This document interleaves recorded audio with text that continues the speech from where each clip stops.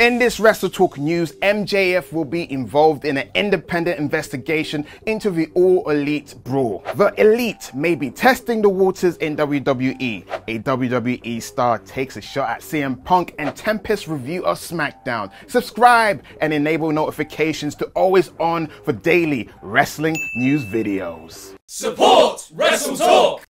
Boy, I hope you're not tired of hearing about this all-out business, because the news isn't slowing down one bit. In the week that have passed, we have heard varying tales from both sides of the Elite's brawl with CM Punk and Ace Steel. It has been difficult to determine where exactly the facts lie in all of this, and this appears to be something AEW wants to get to the bottom of as well. Dave Meltzer reported in this week's excellent edition of Wrestling Observer newsletter that AEW is bringing in an independent firm to investigate and do video interviews with everyone who was a witness to the fight. This includes everyone who has been suspended, that being Punk, Steel, Nick and Matt Jackson, Kenny Omega, Brandon Cutler, Michael Nakazawa, Pat Buck and Christopher Daniels, as well as other names such as AEW Chief Legal Officer Mega Parrott and a man who is sure to be an unbiased third party, MJF. Dave also notes that those involved have been suspended pending the completion of this investigation. How long this will take remains to be seen, so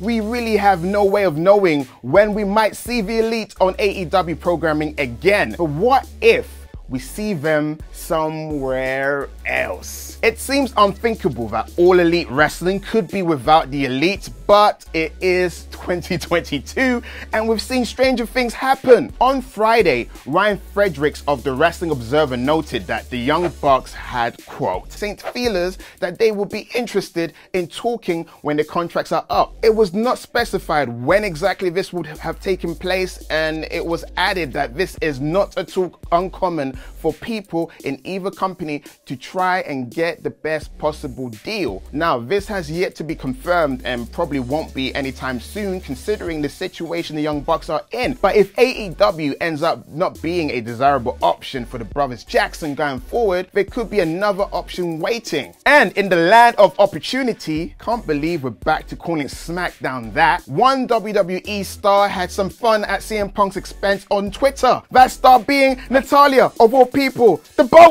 Her social media manager, Bob, who totally exists. Show yourself, Bob. You're not fooling me! Natalya tweeted before SmackDown to hype up her 5-way elimination match for the show, saying, "This is Bob. Miss Neidhart hasn't sued anyone in this match, and she's also a locker room leader. For some reason, she was eating a muffin when she dictated this message to me. Bye." We probably don't need to break down the inside baseball of his tweet, considering CM Punk and his muffin feud presses has been all wrestling media have been able to talk about this week. But at least Bob can still have fun while they laugh at the meltdown happening across the wrestling street. Now, a hot tag to Tempest for SmackDown. A big Patreon shout out to AA Ron Turner and the Roller Costa Robert Acosta.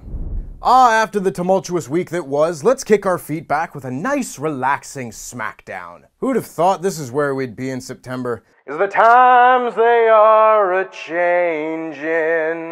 We kicked things off with Corey Graves taking over for Pat McAfee, aka the biggest downgrade since the words Count Dooku. But then we start with a perfect match, pitting the Brawling Brutes against Imperium in a 6-man tag. We got a brief moment of Butch taking on Walter in this week's chapter of Brawling Brutes, the fantabulous emancipation of one Pete Dunne, before Sheamus tagged in and everyone was excited, and then they cut to commercial. And when they came back, it wasn't Walter versus Sheamus.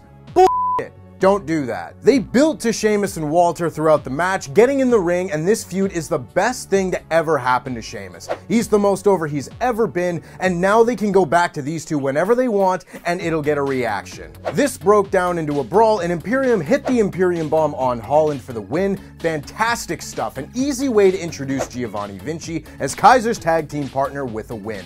5 out of 5.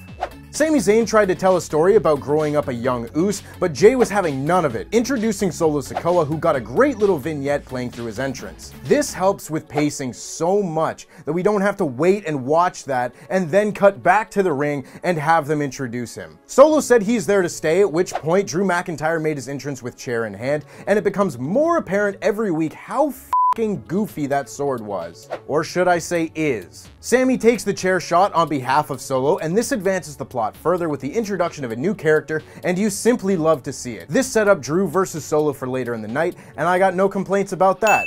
4 out of 5. Raquel and Aaliyah took on Toxic Attraction in the match that never happened in the tournament due to injury, and it will be interesting to see if they drop the tag titles to Io Sky and Dakota Kai on Monday, because a lot of you fans will have some splaining to do, but this match allowed them to pick up a pretty convincing win ahead of that match. They got crossed up on a spot or two, but there wasn't much to it. Raquel's powerbomb is quite impressive though. 3 out of 5. We then had the 5-way elimination match for a shot at Liv Morgan between Ronda Rousey, Natalya, Sonya Deville, Lacey Evans, and Xia Li. One of these things is not like the others. Ronda submits Natalya almost immediately with an armbar. Ronda and Sonya submit Xia Li and Lacey Evans simultaneously, and then after a brief struggle, Ronda submitted Sonya as well. On one hand, it seems wasteful to beat the entire SmackDown women's division so decisively, but on the other, it gave Ronda a bunch of wins at once, and that is what you want from a #1 contender. Nothing to the match though. 2 out of 5. Sami and Jey Uso continue to be the best thing on this show, and then Ronda and Shayna are backstage. Shayna congratulates Ronda, and Ronda says the only thing better than winning is revenge, and tells Shayna to find her when she's ready to break bones and take over the show. So much excitement for all of this. We're getting the old Shayna back! We then had a big 8-man tag match with the Street Profits teaming with Hit Row to take on Los Lotharios and the Maximum Male Models. There were a lot of fun spots in this match, with folks trying to hit a dive only to be cut off by the next man in line, and have that person try and hit the move, with the culmination being Dawkins hitting a big dive to the outside, and Top Dollar being cut off by Maxine Dupree. B-Fab and the Duprees got into it on the outside, and then Top Dollar caught Mansoor and transitioned into the heavy hitter for the win. Great finish to a fun match. This is the kind of energy the tag division has been missing on SmackDown for so long. 3 out of 5. The brand split continues to not exist as Alpha Academy came out to insult Braun Strowman and also the Seattle Supersonics. Not quite the Elias Kevin Owens segment, but this was still a big old bunch of heat. Seattle loves their basketball. Strowman then came out and had a quick back and forth brawl, powerbombing Chad Gable and mostly powerbombing Otis. Still very impressive. It's more of a powerbomb than I could do. 3 out of 5. Drew tells Solo that he will not like the consequences of his actions, and then we get right into the main event between these two. Drew got distracted by Sami Zayn and ran into a super kick for a great near fall, and then when the Usos got involved again, it was the Street Profits who tried to negate them. I'm not all that excited to see the Usos and Street Profits come back together again, but Montez Ford hit a huge high cross off the top rope, and Drew hit the Claymore before being choked out by Karrion Kross for the DQ. DQs are lame, but at the very least, this match set up a lot for future shows, and had some fun action while keeping Solo strong. Not the best SmackDown main event I've seen, but it was definitely solid. 3 out of 5 for the match, and a 4 out of 5 for the show, as nothing felt like a waste of time, and just about everything was quite entertaining. Yay for SmackDown. 'Cause the times they are a-changin'. Okay, here we go. It's when the seats come into action. It's quite thrilling. I was a slave until I died. Whoa! You can be its savior. Wait. Oh!